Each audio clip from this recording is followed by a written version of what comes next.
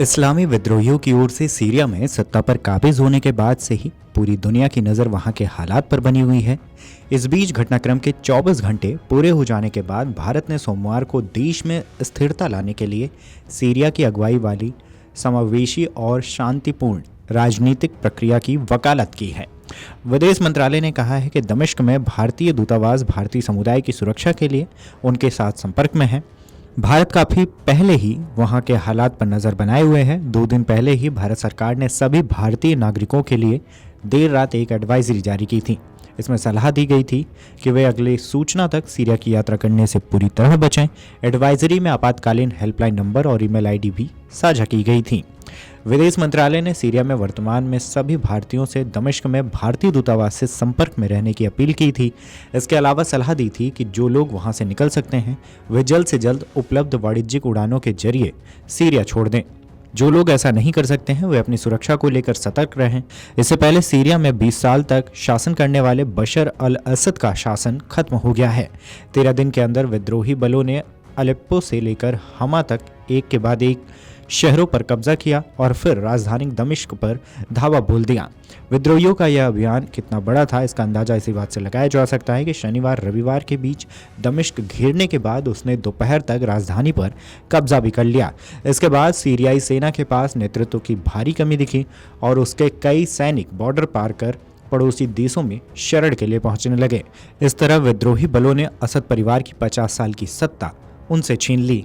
वहीं सीरिया में बशर अल असद की सरकार के पतन के बाद इजराइल ने विद्रोही गुट को लेकर प्रतिक्रिया दी है।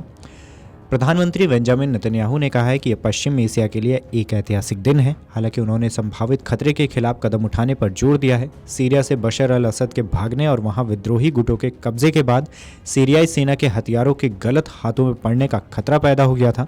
इजराइल ने अपने ऊपर दिख रहे इसी खतरे के मद्देनजर सीरिया में हमले बोले हैं। इजराइल के विदेश मंत्री गिडियोन सार ने कहा है कि हमारा इकलौता हित इजराइल और उसके नागरिकों की सुरक्षा है, इसलिए हमने सीरिया में कूटनीतिक हथियारों की प्रणालियों, बचे हुए रासायनिक हथियार और लंबी दूरी तक मारे जाने वाले मिसाइल रॉकेट के वाले ठिकानों पर हमला कर दिया है। बता दें कि सीरिया में विद्रोह के वेगुल के बीच तख्ता पलट हो चुका है। इस्लामिक विद्रोहियों ने हालात ऐसे कर दिए हैं कि राष्ट्रपति बशर अल असद को देश छोड़कर भाग जाने पर मजबूर होना पड़ा और इस तरह सीरिया में असद परिवार के 50 सालों का वर्चस्व आखिरकार खत्म हुआ। रूस का कहना है कि असद और उनके परिवार ने मास्को में शरण ली है। उन्हें मानवीय आधार पर शरण दी गई है। असद ने इससे पहले विद्रोही समूह के साथ बातचीत के बाद शांतिपूर्ण ढंग से सत्ता सौंपने के लिए हामी भर दी थी। इस तरह इस्लामिक समूह हयात तहरीर अल शाम की अगुवाई में विद्रोही गुट राजधानी दमिश्क तक पहुंचे और असद सरकार का तख्ता पलट कर दिया। बता दें कि अलकायदा के पूर्व कमांडर अबू मोहम्मद अल जोलानी हगियात तहरीर अल शाम ग्रुप की अगुवाई कर रहे हैं। यह सीरिया का सबसे बड़ा विद्रोही घड़ा है और फिलहाल देश की बागडोर इसी के हाथ में है। जोलानी का कहना है कि असद की सरकार का पतन इस्लामिक राष्ट्र की जीत है।